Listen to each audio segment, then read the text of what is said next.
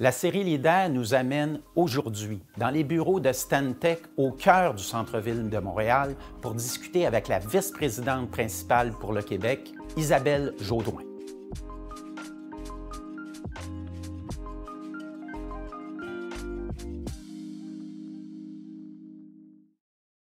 Isabelle Jaudoin, bonjour. Bonjour. Merci de nous recevoir ici à Montréal.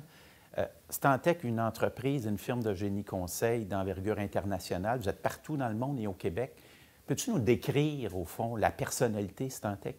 Mais je pense que la personnalité, c'est vraiment la passion. La passion de l'ingénierie, la passion des projets, la passion de prendre notre destinée en main puis de poser les bons gestes pour bien servir nos clients. Notre destinée au Québec, on l'a entre nos mains. Oui, on fait partie d'une grande firme. On va chercher le plein potentiel de cette grande firme-là, mais ça se décide au Québec pour le Québec.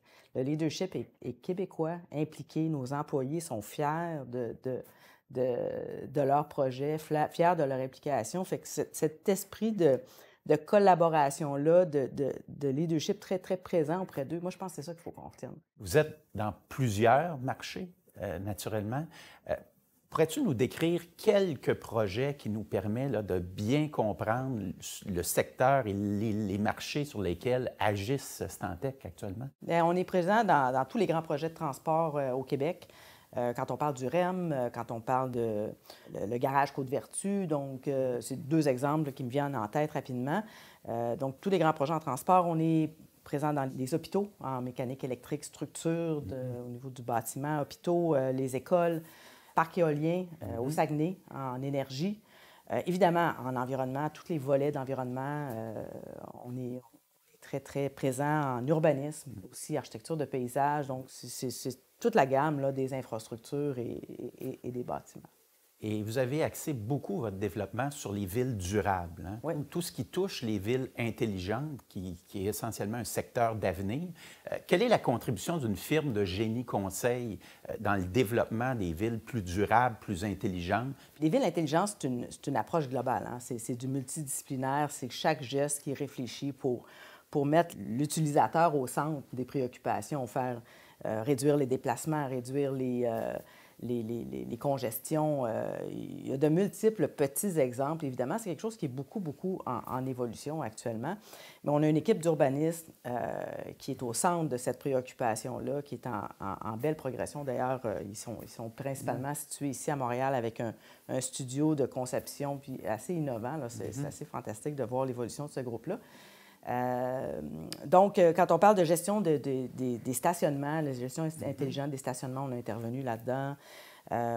On a eu la chance de travailler aussi sur une navette automatisée qui a été testée à Montréal. On était sur ce projet-là. Ça se recoupe beaucoup, hein, toutes ces préoccupations environnementales-là. On a parlé beaucoup d'environnement. Parlons un peu de gouvernance aussi. En même temps, tu es une des rares femmes à occuper un poste de direction, de haute direction, je dois dire, parmi les firmes de génie conseil. Qu'est-ce que ça veut dire pour toi? Quelle est la place que les femmes sont appelées à occuper dans les prochaines années? Bien, moi, je pense qu'il n'y a pas de limite, là. Moi, j'ai eu la chance que quelqu'un m'incite à faire un pas que personnellement, je n'avais pas en tête, disons. Puis je pense qu'il faut faire ça. Il faut que nos femmes qui progressent dans l'organisation, qu'on aille les chercher, qu'on les invite de façon un peu plus structurée. Ça nous amène l'équipe combinée, l'équipe mixte.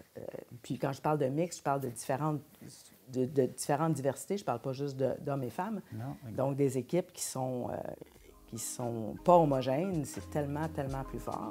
Isabelle Jaudoin, merci beaucoup de nous avoir reçus aujourd'hui. Merci.